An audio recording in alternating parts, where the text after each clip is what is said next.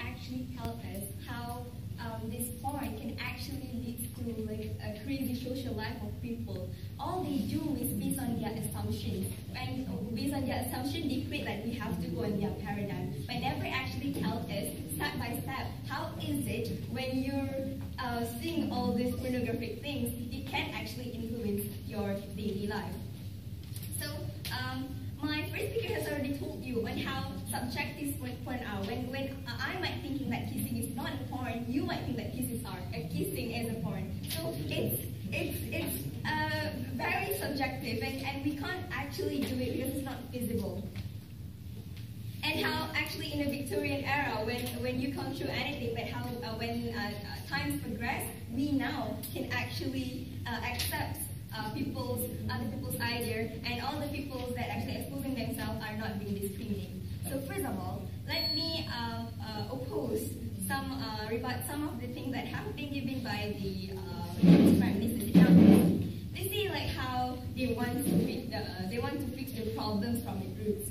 But we already told you that if it's true that porn and the social media are affecting this child, then why don't you ban all porns in television and movies? Because at the end of the day, they themselves know that porn and social media are completely influence these children. So it can't, because it's not happening.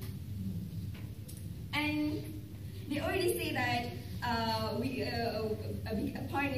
when porn is subjective, then the state should have the right to cater what kinds of porn that they want to restrict. But at the end of the day, the policies that state make is based on their citizens. The state don't make something based on their assumption. They see how like the citizens think, and if the citizen can actually tell us what, and because of porn is subjective, the citizens can actually tell you what is porn and what is not. Like we believe that the state shouldn't make any assumption by themselves. Sit down, please.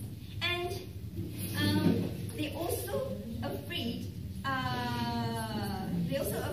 If what happened if we're being too liberal. What happened if one day people might go naked? But well, if one day people might actually go naked, then what's wrong with that? They don't even tell us how is it wrong when you go naked. So yeah, that's their problem today. Maybe one day naked can be considered as something that's acceptable. Yeah.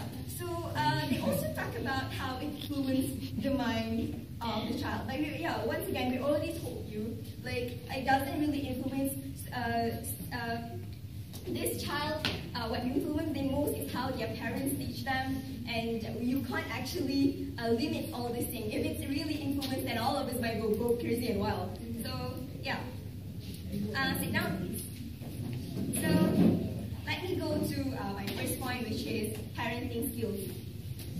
It is an like we don't see any harm that can directly happen to the citizen when we let them see all this pornography. But let's say smoke and or drink.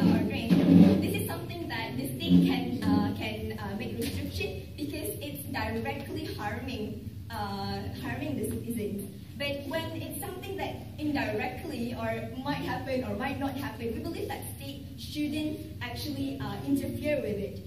And we also believe that in parenting's right and responsibility, parents they're supposed to raise their child the way they want to.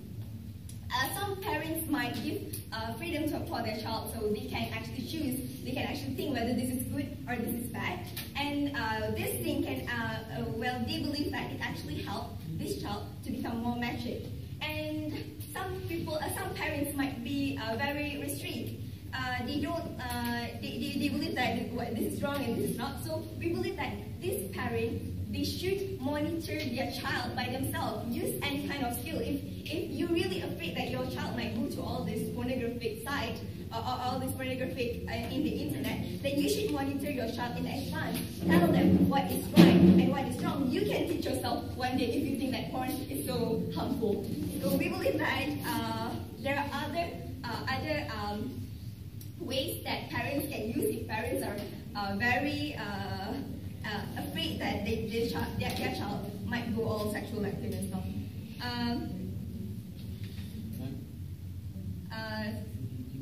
So yeah, when parents' right and responsibility is not like directly under the government, we believe that it is something that the government should interfere.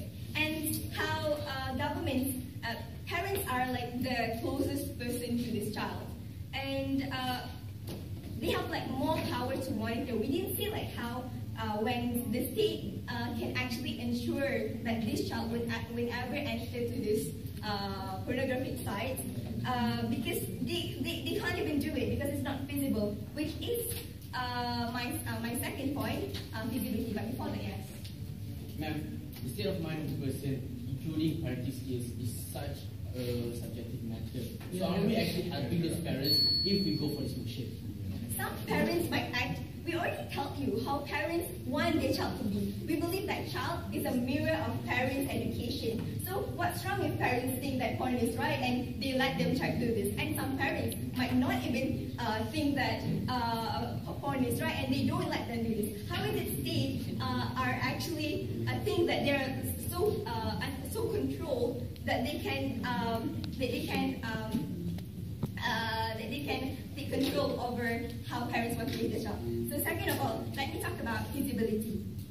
We believe that we feel like you can't actually control this because look at Facebook. Facebook is restricted to kids above 15. But how many of us can actually have Facebook at the age of 9? You can access to this thing.